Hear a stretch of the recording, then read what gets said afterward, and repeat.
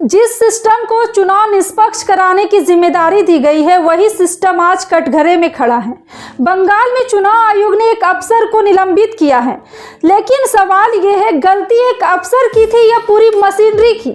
यह मामला है पश्चिम बंगाल के 125 बसीराहाट उत्तर सीट का। यहाँ बीडीओ और एईआरओ सुमित्रा प्रतिम प्रधान को चुनाव आयोग ने निलंबित कर दिया है। आरोप है एसआईआर यानी मतदाता सूची की सुनवाई में गंभीर अनियमितताएं। साथ ही आयोग ने आदेश भी दे दिया है 48 घंटे में पूरी रिपोर्ट पेश करो, लेकिन कहानी यहीं खत्म नहीं होती, यहीं से शुरू होता है सत्ता बनाम सिस्टम का टकराव।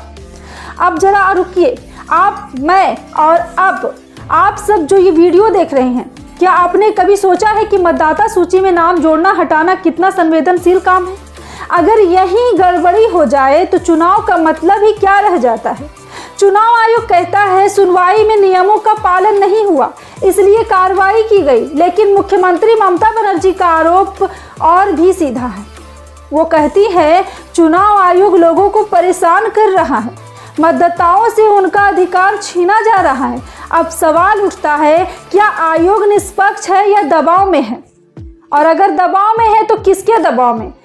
आप, ये पहली बार नहीं है जब बंगाल में चुनाव आयोग की राज्य सरकार आमने सामने आए हैं।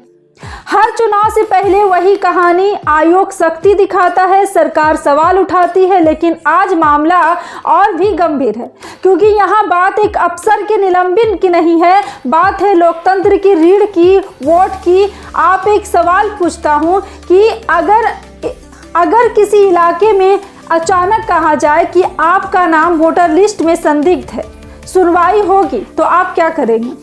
काम छोड़कर चक्कर काटेंगे, कागज ढूंढेंगे या चुपचाप हार मान लेंगे? और यही वो जगह है जहां सिस्टम आम आदमी से भारी पड़ता है। चुनाव आयोग कहता है गलतियां हुई है इसलिए एक्शन लिया गया, लेकिन क्या सिर्फ एक वीडियो को निलंबित कर देना काफ़ी है? या फिर सवाल ये भी है क्या ऊपर से नीचे तक पूरी प्रक्रिया की जांच होनी चाहिए? क्योंकि अगर गड़बड़ी सिर्फ एक अफसर की होती तो आयोग को 48 घंटे में रिपोर्ट तलब की ज़रूरत क्यों पड़ती? आप जरा राजनीति को समझिए। ममता बनर्जी इसे सीधे सीधे राजनीति हस्तक्षेप बता रही है। उनका कहना है कि चुनाव आयोग बीजेपी के इशारे पर काम कर रहा है। अब ये आरोप छोटा नहीं है, ये आरोप सीधे संवैधानिक संस्था पर है। तो सवाल ये है क्या चुनाव आयोग अपनी साख बचा पाएगा या हर सख्त कदम को राजनीति की नज़र से ही देखा जाएगा? आप, लोकतंत्र सिर्फ वोट डालने का नाम नहीं है, लोकतंत्र है निष्पक्ष प्रक्रिया, भरोसेमंद सिस्टम और जवाबदेही। अगर एक आम वोटर को ये डर हो कि कहीं मेरा नाम ही काट दिया गया तो चुनाव उत्सव नहीं, डर का माहौल बन जाता है। और आप जरा इस निलंबन को भी समझिए। सुमित्रा प्रतिम प्रधान कोई छोटा कर्मचारी नहीं, वो बीडीओ और एईआरओ जैसे अहम पद पर थी। मतलब वोटर लिस्ट से जुड़ा हर फैसला सीधे उन्हीं से जुड़ा था। तो क्या ये मान लिया जाए कि पूरा दोष उन्हीं का है या फिर वो किसी भी बड़े आदेश का हिस्सा थी? ये सवाल आयोग को जवाब देने होंगे। आपको क्या लगता है, क्या चुनाव आयोग सही कर रहा है या फिर लोकतंत्र के नाम पर जमीन पर लोगों को परेशान किया जा रहा है?